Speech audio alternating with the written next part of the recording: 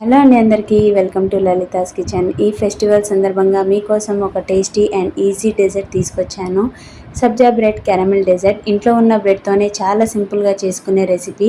పిల్లలకి పెద్దవాళ్ళందరికీ నచ్చే ఈ స్వీట్ ఒకసారి ట్రై చేస్తే మళ్ళీ మళ్ళీ చేస్తారు. మరి ఆలస్యం ఎందుకు, ఎలా చేయాలో చూద్దాం. అయితే ఒక గిన్నె తీసుకుంటున్నాను. సో అందులో అయితే 1 గ్లాస్ వరకు అయితే పాలు వేసుకుంటున్నాను. అందులోనే 1 టేబుల్ స్పూన్ వరకు అయితే షుగర్ వేసుకుంటున్నాను. ఇక ముందుగా నానబెట్టేసుకున్న సబ్జా గింజలు అయితే వేసేసుకోవాలండి. సో దీంట్లో అయితే 3 టేబుల్ స్పూన్స్ వరకు అయితే వేసుకుంటున్నాను. సో ఇందులో అయితే మెయిన్ ఇంగ్రీడియంట్ సబ్జా గింజలే. సో ఇదైతే నేను మలై లాగా ప్రిపేర్ చేస్తున్నాను. ఇది బ్రెడ్లో స్టఫ్ చేయడానికనే ప్రిపేర్ చేస్తున్నాను. ఇక ఇందులోనే ఇలాచి పౌడర్ కూడా వేసుకోవాలి. సో చూస్తున్నారు కదా, ఇది మీడియం ఫ్లేమ్లోనే చేస్తూ ఉండాలండి. సో ఇదంతా దగ్గర పడాలి. చూస్తున్నారు కదా ఇలాగా.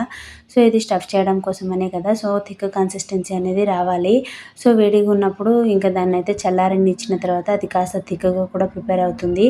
సో ఇదైతే అయిపోయింది కదా. నేను ఇంకొక గిన్నెలో అయితే వాటర్ వేసుకుంటున్నాను.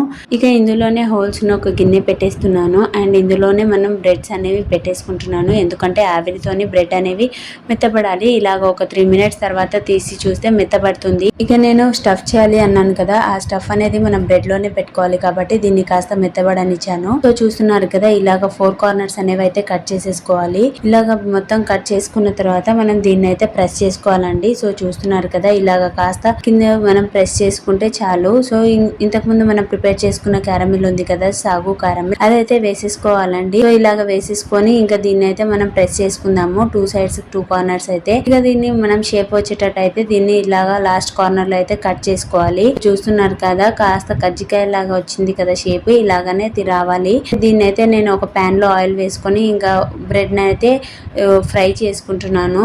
చూస్తున్నారు కదా, ఇలాగా మొత్తం ఫ్రై చేసుకోవాలి. 2 సైడ్స్ అనేవి కాస్త గోల్డెన్ బ్రౌన్ అనేది రావాలండి. సో ఇలాగైతే వచ్చింది అంటే చాలు. సో నేను ఇంకా దీన్ని అయితే పక్కన పెట్టేస్తున్నాను. మరొక గిన్నె పెట్టి అందులో పాలు వేసుకుంటున్నాను. సో ఇందులోనే నేను ఇంకా 1 టేబుల్ స్పూన్ వరకు అయితే షుగర్ వేసుకుంటున్నానండి.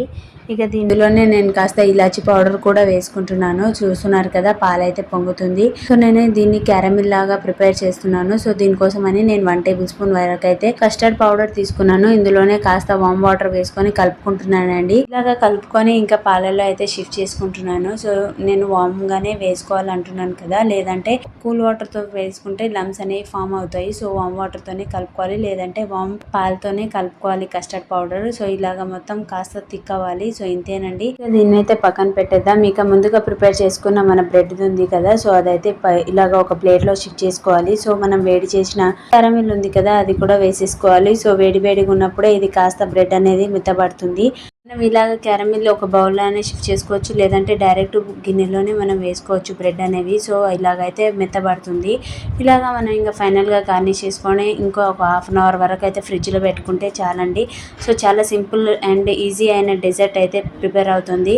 సో మీరు ఒకసారి ట్రై చేయండి. మీకు కనుక ఈ వీడియో నచ్చినట్టయితే మీ ఫ్రెండ్స్ అండ్ ఫ్యామిలీకి అయితే షేర్ చేయండి. అండ్ మీకు ఎలా కుదిరింది అనేది కమెంట్ చేయండి. మరిన్ని ఈజీ రెసిపీస్ కోసం నా ఛానల్ని సబ్స్క్రైబ్ చేయండి. And thank you for watching.